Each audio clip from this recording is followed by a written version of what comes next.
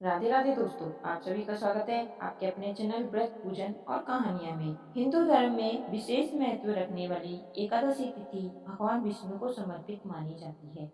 इस दिन कई साधक भगवान विष्णु के निमित्त व्रत आदि भी करते हैं।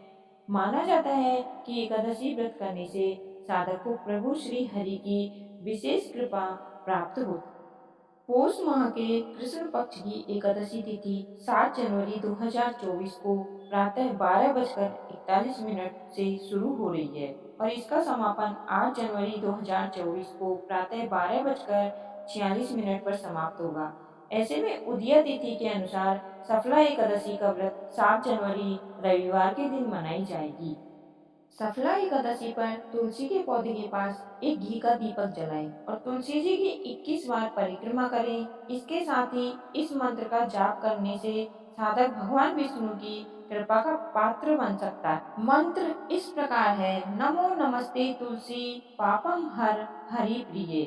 तुलसी भगवान विष्णु को प्रिय मानी जाती है। ऐसे में एकादशी के तुलसी जी की पूजा करने से साधक को सुख समृद्धि की प्राप्ति हो सकती है। लेकिन इस बात का भी ध्यान रखना जरूरी है कि एकादशी के दिन तुलसी में जल न चढ़ाएं और न ही तुलसी के पत्ते उतारें, क्योंकि ये माना जाता है कि एकादशी के दिन तुलसी माता भगवान विष्णु के लिए निर्जला व्रत करती है। आइए सुनते हैं सफला एकादशी व्रत कथा। महाराज युधिष्ठिर ने पूछा, हे जनार्दन, पौष कृष्ण एकादशी का क्या नाम है? उस दिन कौन से देवता का पूजन किया जाता है और उसकी क्या विधि है? कृपया मुझे बताइए।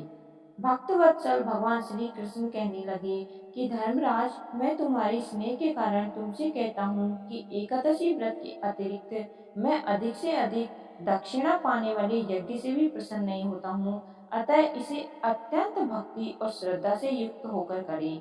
हे राजन, द्वादशी युक्त पौष कृष्ण एकादशी का महात्म्य तुम एकाग्रचित होकर सुनो। इस एकादशी का नाम सफला एकादशी है। इस एकादशी के देवता श्री नारायण हैं।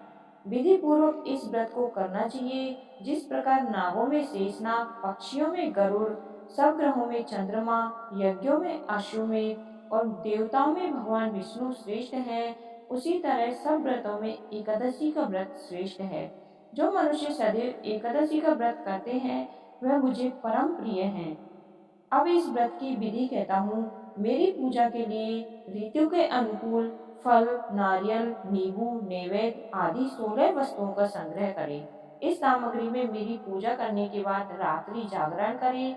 इस एकादशी के व्रत के समान यज्ञ, तीर्थ, दान, तप तथा और कई दूसरा व्रत नहीं है।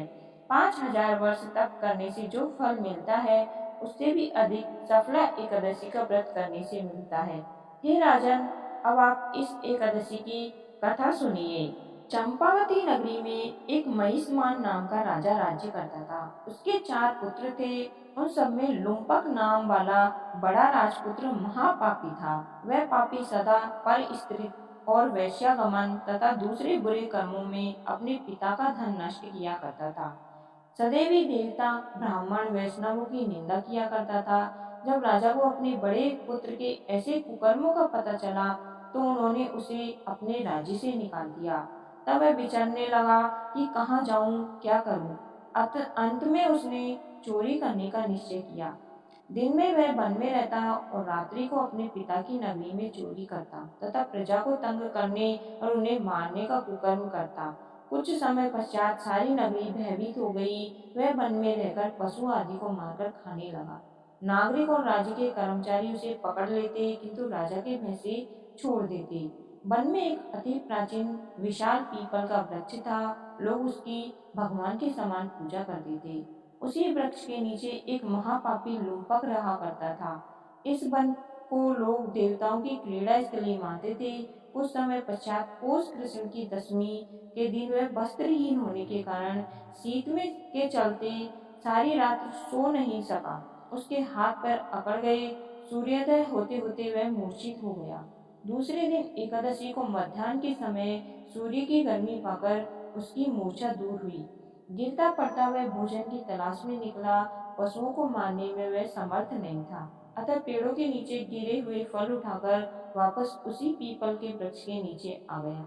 उस समय तक भगवान सूर्य अस्त हो चुके थे। वृक्ष के नीचे फल रखकर कहने लगा, हे भगवान, अब आपके ही अर्पण है ये फल, आप ही तृप्त हो जाइए। उस रात्रि को दुख के कारण रात्रि को भी नींद नहीं आई। उसके इस उपवास और जागरण से भगवान अत्यंत प्रसन्न हुए और उसके सारे पाप नष्ट हुए। दूसरे दिन प्रातः एक अति सुंदर घोड़ा अनेक सुंदर वस्तुओं से सजा हुआ उसके सामने आकर खड़ा हो गया। उसी समय आकाशवाणी हुई, हे राजपुत्र, श्री नारायण की कृपा से तेरे सारे पाप नष्ट हो गए हैं। अब तू अपने पिता के पास जाकर राज्य प्राप्त कर। ऐसी वाणी सुनकर वह अत्यंत प्रसन्न हुआ और दिव्य वस्त्र धारण करके भगवान आपकी जय हो कहकर अपने पिता के पास गया। उसके पिता ने प्रसन्न होकर उसे समस्त राज्य का भार सौंप दिया और वन का रास्ता लिया। अब लुम्पक शास्त्रानुसार राज्य करने लगा। उसकी स्त्री पुत्र आदि सारा कुटुंब भगवान नारायण के परम भक्त हो गए। वृद्ध होने पर वह भी अपने पुत्र को राज का भार सौंपकर वन में तपस्या करने चला गया और अंत समय में वैकुंठ को प्राप्त हुआ। अतः जो मनुष्य इस परम पवित्र सफला एकादशी का व्रत करता है उसे अंत में मुक्ति मिलती है। जो नहीं करते वे पूंछ और सींगों से रहित पशुओं के समान है। इस सफला एकादशी के महात्म को पढ़ने से अथवा श्रवण करने से मनुष्य को अश्वमेध यज्ञ का फल मिलता है। तो बोलिए एकादशी माता की जय, भगवान विष्णु की जय, तुलसी माता की जय। कहानी सुनने वाले और सुनाने वाले सभी का भला हो, आपकी सभी मनोकामनाएं पूर्ण हो। अगर आपको मेरी ये कहानी अच्छी लगी हो तो आपके अपने चैनल को सब्सक्राइब करें। धन्यवाद। आपका दिन शुभ हो।